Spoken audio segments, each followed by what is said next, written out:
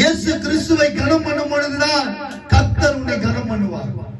அந்த காலியான கச்சாடி எதற்கு அடையாளம்னா, இயேசு கிறிஸ்து கல்யாண வீட்டுக்கு வரார். ஒதுக்கப்பட்ட பாத்திரம் இப்ப கனமுள்ள பாத்திரமாய் மாறுகிறது. கரங்களை தட்டி கர்த்தரை மகிமைப்படுத்து. அல்லேலூயா. தள்ளப்பட்ட பாத்திரம் இப்ப கனமுள்ள பாத்திரமாவது. இயேசு கிட்ட வரும்பொழுதுதான், இயேசு தள்ளப்பட்டிருக்கிறியா, நீ புறக்கணிக்கப்பட்டிருக்கிறியா, உன்னை மதிக்கலையா, கர்த்தரை நீ கனப்படுத்தும் பொழுது உன்னை கனமுள்ள பாத்திரமாய் கர்த்தர் மாற்றுவார். அல்லேலூயா. அதுக்குதான் சொல்றேன், வீட்டுல கூட்டத்தை வச்சு தேவனை கனப்படுத்துங்க. சுத்திகரிப்பு கூட்டத்துக்கு வாங்க, உபவாசம் பிரயத்துக்கு வாங்க. அடிச்சுக்கிறானா, நீ தேவனை கனப்படுத்தும் போதுதான் கர்த்தர் உன்னை கனப்படுத்துவார். இல்லைன்னா உன் வீட்டுல குறைவு இருக்கும், ஆசீர்வாதத்தை பார்க்க முடியாது. அல்லேலூயா. நீ தேவனை கொடுக்கும் பொழுதுதான் உன்னை கர்த்தர் கனப்படுத்துவார். அல்லேலூயா. நான் கொடுத்தவங்களை பத்தி பேசுறேன், கொடுக்காதவங்களை பத்தி பேசுறேன். கர்த்தர் உன்னோட என்ன பேசுகிறார் அதை பேசுகிறேன். அல்லேலூயா. தேவன் எல்லாவற்றையும் என்ன பார்ப்பார்? கனத்தை பார்ப்பார். அல்லேலூயா. அல்லேலூயா. தேவன் என்ன பார்ப்பாரு? கனத்தை பார்ப்பார். என்ன பார்ப்பாரு? கனத்தை பார்ப்பார்.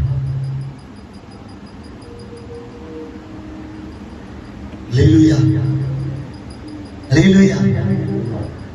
இன்னைக்கு நம்ம திருவிருந்துக்கு ஆயத்தமாகறோம்னா, திருவிருந்து வைக்கப்படுதுன்னா, அதற்கு முன்பாக நீ அதை புசிக்க நீ என்ன பண்ணணும்? அவரை கனம் பண்ணணும். உங்ககிட்ட இருக்கிற குறைவுகளை நிறைவாக்கணும். அதை பண்ணுவேன். குறைவுகள் நிறைவாக்கினி.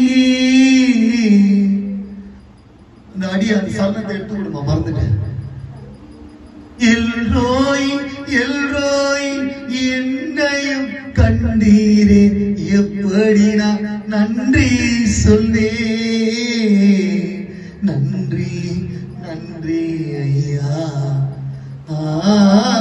கோடி கோடி நன்றி ஐயா.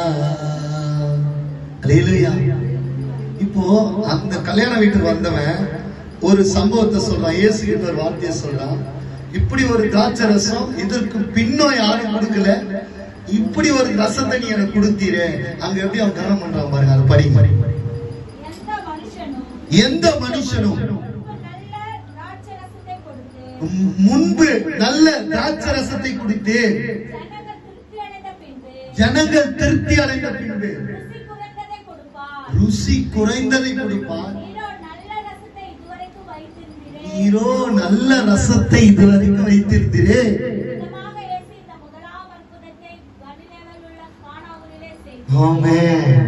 முதல் அற்புதம் குடும்பத்தில் கானாபூர்ல நடந்தது.